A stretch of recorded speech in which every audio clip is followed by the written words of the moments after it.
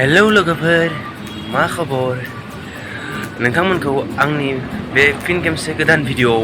बरायनाय थाबाय आरो आसा खालामदों नोंथांमोना मोजाङैनो दङ आंबो मोजाङैनो दं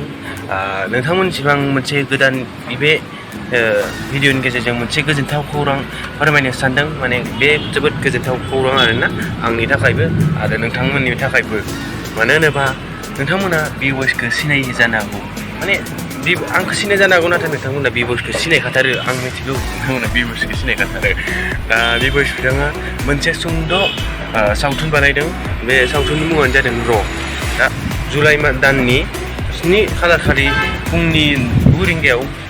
रिलिज जागोन बेखौनो आङो नोंथांमोननिसिम फोरमायनो होननानै आं दिनै बे भिडिअ'खौ बानायदों आरोना नोंथांमोना बे सुंद' सावथुनखौ बिथां भिभ'इसनि चेनेलावनो नुगोन बिथां भिभ'इस चेनेलावनो इउटुब चेनेलावनो नुगोन दा नोंथांमोना बेवहायनो नायनो हागोन जुलाइ दाननि 7 खालार खालि दा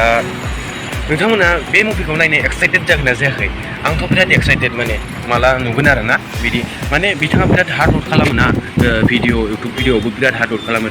दा मुभियावबो बे सुंद' मुभियावबो जोबोद मेहनत खालामखादों बिथाङा आरो बिथाङा हारसिं नङा दं बेजों लोगोसे गोबां आर्टिस्ट दङ जेरै रबिन सिं बिथाङाबो दङ गोबां आर्टिस्ट दं बिथांमोननिसिम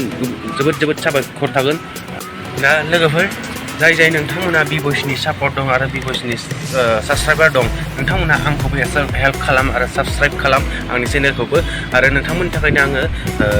गोदान माने ब्लग भिडिअ बानायबाय दङ बेंगालराव दा नोंथांमोन साननैसो उनाव आं होसिगोन बे ब्लग भिडिअखौबो बेखायनो नोंथांमोना आंनि चेनेलखौ साबस्क्राइब खालामना बेलाखौ दाबायना लाखा मानो होनबा आं जेब्लासिम भिडिअखौ सोयो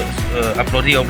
अब्लानो नोंथांमोननिसिम थाबनो सहैयो थ' नोंथांमोना दिनैनि भिडिअखौ गाज्रि दा मोनसै बे मोनसे आंनि गोसो गोरबोनिफ्राय गोजोनथाव खौरांमोन नालाय गोसो गोरबोनिफ्राय नोंथांमोनसिम फोरमायनो होननानै आं बे भिडिअखौ बानायनाय जादों थ'